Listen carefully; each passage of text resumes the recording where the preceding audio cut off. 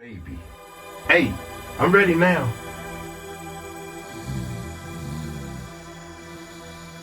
Wake up, somebody's setting up black. Somebody's setting up black.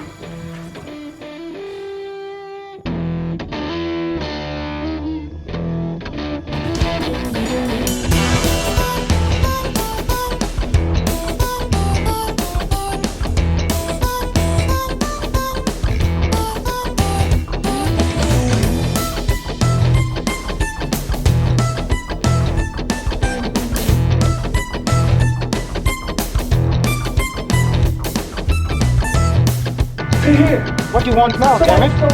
What? Really? Hit me with the super bass. Okay, I'll hit you with the super bass. You got it? Yeah, bass guitar. I just send you a lead guitar. That's better.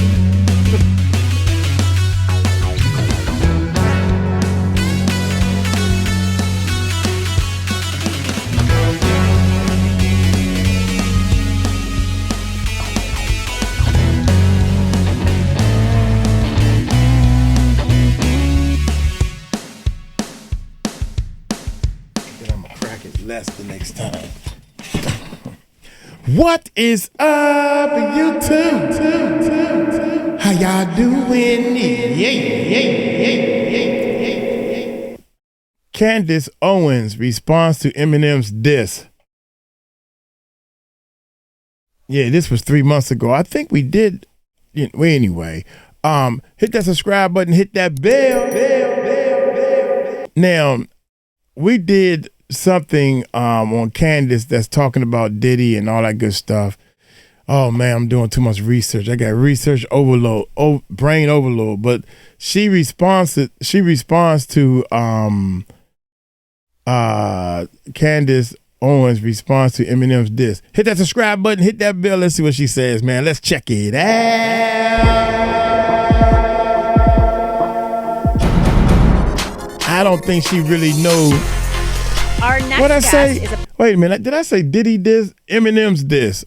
I think I said the wrong word. I'm always saying the wrong word, so forgive me. commentator, author, activist, and host of the Candace Owens Show. And she also has a new podcast called Candace. Welcome to the TMZ podcast, Candace Owens.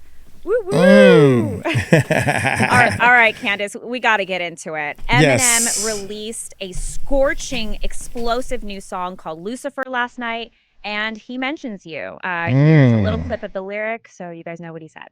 And Candace, so I ain't mad at her. I'm gonna throw the fact bitch forgot.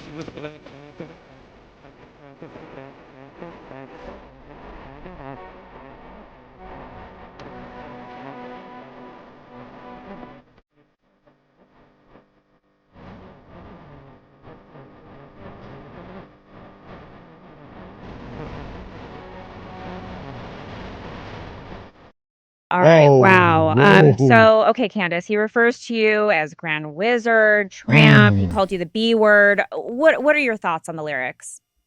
I could not have laughed harder when somebody sent this to me. I just think it is so lame. He has now cemented himself as a lame person. It just reeks of his, I'm calling this now his like Hillary Clinton hot sauce moment. Like he's just so desperate to show Black people that he's real, that he's basically he's got some like producer going through Instagram and trying to figure out what it is that he thinks Black people like or don't like. And he's like, oh, well, look, they don't like Candace because she's a Trump supporter. So I'm going to make a song about Candace being a Trump supporter. Look at that, homies. You know, he's just aged out. It's just time for Eminem to hang it out. Because I mean, neither Black people or white people, I think, are interested in this at all. It's not edgy anymore to make fun of Trump supporters. Dude. Never mind. I'm gonna wait. It's not edgy. He's going around calling white people crackers and he's a white person. Does he think that that's what Black people want to see? They just want to see you disrespect yourself. And at the same time, he is pushing away a class of people who made him who he is. You know, this is the guy who was like, I'm a trailer park white guy in 8 Mile. And now he's turning around and looking at the white Americans across America, who got him to where he is. And he's being like, haha, you guys are nothing but a bunch of crackers. I just don't know who the intended audience is for this. So I feel sad for him. I feel like he should have retired. Were you at all flattered or sort of like, I mean, think what you will about Eminem today, but he's known as one of the greatest white rapper of all time. Okay. All right. I'm gonna keep my mouth shut. For him to give you so much attention in this, there's so many lines that are referring directly to you. Do you give yourself a bit of a pat on the back for making it into pop culture that much? I guess no, actually. And I'll tell you why. So I felt that way when Dave Chappelle made fun of me, because Dave Chappelle is still very much in his prime. So when Dave Chappelle acknowledged me at all, even though he was saying things that were really gross and disrespectful, I tweeted out, this is the most famous comedian in the world, and he's acknowledging me. I don't know. That's a marker of some progress in my life, and I was happy in a weird way about it. Eminem, his career has been in full decline, and so it just feels. She did not do her research. That's all I'm gonna say. How about that? She don't know what the heck she talking about. Poor thing. All right. Like I'm a part because he is desperate for people to talk about him, that he's inserting me into his lyrics, hoping that Black Americans will pass it around and say, look, he's making fun of Candace. And that just feels like the ultimate pander. If he had done this maybe back when I was in college, it would have been a compliment for sure, because I was listening to his music and I'd been like, oh, this is so cool. It's Eminem and he's in his prime. This just feels sad and fake and gay, to be honest. What? It's interesting because at the very end of all the lyrics about you, he says, but I can't diss her because my plans are to get in her pants and I'll blow my chance if I answer back to her. So he insinuates he wants to get in your pants. Are you interested? I'm definitely not interested. I think what he needs to do, his daughter's beautiful. She just got married. I think he just needs to go ahead and be a grandpa. That's what's got to, because right now he's got to start thinking about being granddad. He could be an amazing granddad, or go back to talking about wanting. Both of them, that's the opposite. That's the joke part right there. He just said that to say, that's to insinuate that she's sexy. She's a beautiful, attractive lady. And I'm letting my fans know that she's not like, she's, I can get in her pants, That's what he's insinuating. That's all. Kill Kim. I don't know. This is just not interesting. It's just not interesting, and it's not edgy. Like I said, he's aged out, and I'm not sure who the intended audience is for these lyrics. Were you ever a fan of Eminem's? Yes. Are you now? Are you now? I haven't listened to any of his stuff since he became, it sounds like he should go on the campaign with like a Democrat. Do you know what I'm saying? But back in 2016, not even now. I think this would have fit Hillary Clinton's campaign in 2016 when everybody was loving and celebrating everybody that said something about a Trump supporter. It's just a different world now. A lot of us are starting to have conversations.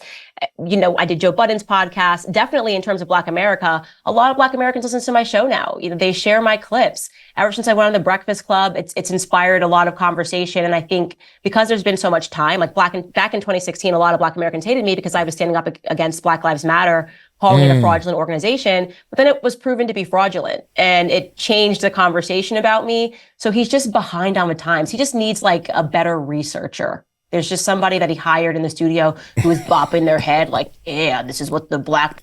He needs a better researcher. Is that what you're saying? Both of y'all need the same better researcher. How about that? People want, and that person just has no idea what they're talking about. Who is your favorite rapper right now? I actually don't listen to rap music at all anymore.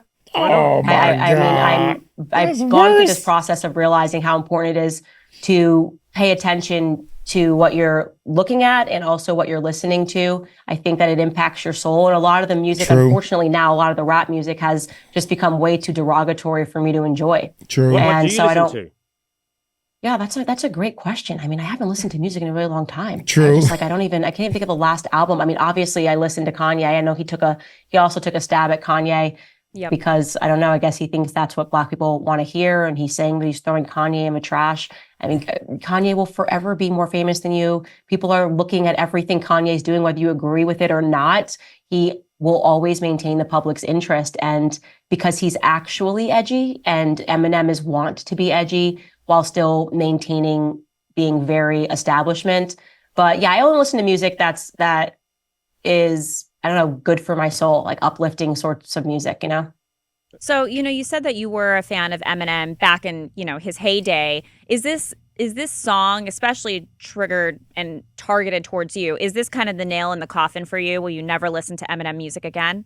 No, I probably can't listen to his music now because now that I don't listen to bad lyrics, now when I hear it, it sounds especially harsh. Like if you actually stop listening to bad music and then listen to it again, you're like, oh my gosh, how did I ever listen to this? But I loved Eminem when he was like, tonight I'm cleaning out my closet. I know all the lyrics to that song. And I'm not going to delete that music off of my phone because of this, because I think it's childish. Like what he did it isn't even insulting. So for me to respond and go, I'm never listening to him again would mean that it impacted me. Like I don't care. Anybody who likes this music, listen to it. I hope I can help him go viral by talking about it because people don't seem that interested in him anymore. I hope I can help him. See what I'm saying? I'm not being biased or because I'm an Eminem fan. I'm a fan of rap. So, but you're saying a lot of things that you don't know what you're talking about. That's all. But I'm still down with Candace though, because she can make some points when she do a research. That it impacted me. Like I don't care. Watch Anybody this. who likes this music, listen to it. I hope I can help him go viral by talking about it because people don't seem that interested in him anymore. People don't seem that interested in Eminem anymore. Wrong. You're wrong, buddy. I hope I can help him revive his career. I have no hard He don't need your help. Trust me. feelings toward Eminem. I just think that he's at the age now where if he still has this level of anger, he's got to see a therapist, I don't know, take Xanax or just retire. Like, cause it's just not interesting anymore. Like I'm not 13. I'm not like in college listening to a diss track. And neither is he. I think what he is more than anything else is a lesson for people. You have to know you either adapt or you need to retire. And unfortunately, Eminem has not adapted at all. So even with like Miley Cyrus, right? She was like, we can't stop shaking her butt and twerking. And already she's adapted a few years later. And she's talking about how she did that because she wanted to break out of the Disney shell. And now she's kind of making music that's better, more serious, Like I would evolving. say. Yeah, she's evolving and he just hasn't evolved. And so it's sad. It genuinely is just sad. He's still the Eminem that I listened to when I was 13 years old to be edgy. He's still that same person. You mentioned Kanye, and you guys obviously did that sort of like against Black Lives Matter, wearing those White Lives Matter shirts, which Eminem refers to in his lyrics. And you famously came in to the TMZ newsroom with Kanye. I was here that day. I think it was back in 2018. Are you still friends with Kanye? Yeah, Kanye and me we just have a very interesting relationship. I always say that I think Kanye says a lot of stuff and he's very offensive. But then as time passes, people listen to him and what he was saying is very different. So Kanye, obviously, for my new podcast, we had to get that music from him because it's actually Kanye's, I ripped it off of his album. And so we had to get his permission to do it and he granted it. Kanye will forever be a person that I have respect for because a lot of the risks that I took in my life was because I was listening to Kanye's music and because he had the audacity to sort of break the mental chains, I would say, in believing that you could be different and people would be okay with it. And it's very hard, I think, for Black Americans, or it was hard for Black Americans to say or anything conservatively, or else you'd, wind up being maimed and caricatured in the media. And so he gave me the courage to be who I am. I'll always have a soft spot for Kanye because I feel that he gave me the permission when it wasn't fashionable for me to be myself too.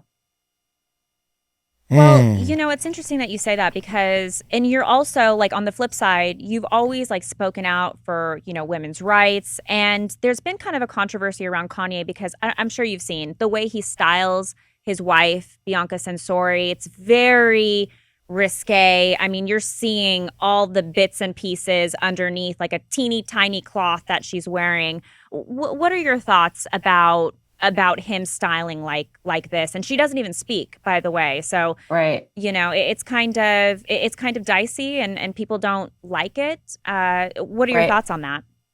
So a lot of people have asked me about that. The first thing that I would say is, for whatever reason, the media is kind of trying to present it as if she's a caged animal. My understanding of Bianca, and I actually don't know her, is that she's highly intelligent. And so Kanye isn't forcing her to wear that stuff. I just think that we should understand that she's making a decision, whether or not it's his idea and she's going along with it. She is allowing this to happen. Like this woman is not a victim by any means necessary. And she, from the few words I've heard her speak, seems to be happy. Now, my perspective on nudity in general, I am very against pornography. I think that we have become an increasingly pornographic society. I think it is not good for men. I think pornography is very much a weapon and men become addicted to it. And nobody has spoken about that more publicly than Kanye. So I have questions about why he would want to contribute to something that he believes has poisoned him. And has you're referring to how he said he was going to be starting a porn company, correct? No, he actually spoke out. I actually think it was when I was on TMZ all those years ago about his pornography addiction and how he has struggled with it. And that, by the way, is a very brave conversation because there are a lot of men who are struggling with pornography. And I think he was one of the first people. I'm struggling with it. ever I'm just joking, yeah. Shoot. That conversation because people don't think it's acceptable to talk about pornography as an addiction because we've become so immune to it. Like, I mean, even if you look up and people are trying to sell a bag for whatever reason, that's now softcore porn. Like, women can't even sell you a Gucci bag without having their boobs out. Why? Like, why can't you just wear clothes? Even motorcycles, cars, magazines, they always got the two-piece bathing suit on. It's been that way for years. Why? I don't know why. It's just been that way. So I'm interested in speaking to him about that and trying to understand where he's at, where he's been a person who has spoken about the ills of pornography and now is walking around with a woman who is half naked. And I say that with to no disrespect to her, but hypocrite. In my belief as a Christian, like when you are in a union, and Kanye has spoken a lot about his faith, I would not want my husband to want me to display myself to the world. So I think that would be a really fascinating conversation to have with Kanye and with Bianca, and I would love to have it. He probably would if I reached out and said, "Do you want to come on and talk about it?" If you guys talked about it, sat down and if you had his ear on, say, this Yeezy porn company that he says he's starting, they're making it right now. If you had his ear about it, what would you tell him about his company? Well, I don't know if that has been rumor or if that's an actual fact. Has he come out and said he's establishing a porn company? Yes. Oh my God! Here we go. I'll go ahead. Yeah, he tweeted it, right? Yeah. But do we know if it's like a Kanye creative trick where he's saying it and it's going to be something different? No, we know about some of the behind the scenes going on about who was behind it and who was like Milo. Yiannopoulos quit over it because he didn't want to be part of starting the Yeezy porn. So it's definitely something he's starting. So if you take that at its merit, what would you tell him about? Please do. A former, I assume, a recovering porn addict starting this pornographic company. Yeah, I am just against porn altogether. So I am never going to be a person that is supporting pornography in society. I'm actually on my show every day kind of trying to say that we need to pull it back. What would you tell Kanye directly? I mean, I'm not his mom. I don't tell Kanye anything. If he asked me my opinion about what I think about pornography, he could find it all over the internet. I think it's like I just said to you guys, it is an ill and men are suffering because of it. And I think it's a weapon that is meant to weaken men. Back to pop culture, because another song dropped today. Katy Perry is finally back and, she's got this anthem called Woman's World. And the whole time in the video clip, it's like half naked, her and other women dancing around. It's like the whole song is about how this is a woman's world, women positivity, we can do anything. But then in the video, people are kind of turned off because the whole video is like a man's wet dream where she's like pushing her boobs together, wearing a bikini. And look, she looks great without a doubt. But people are saying it kind of defeats the whole message of the song. Have you seen the video? And if you did, what are your thoughts?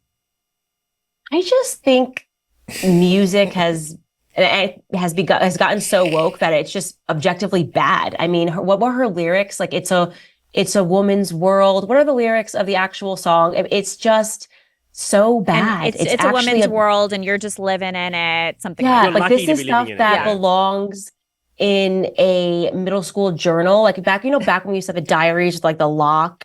And then we used to open it and we think we were being so and then we'd write in our little diaries and it's a women's world, you're just living in it. That's what it feels like to me. There's nothing of substance here. And then the video is exactly what you expect. It's just like the checklist. I call this just the leftist checklist. It's like, is there a black woman? Yeah. Is there a disabled woman? Yeah. Are you talking about girls having power? Yeah. Then this is going to be a smash hit because it's hitting all the bells and the whistles. It's just lame.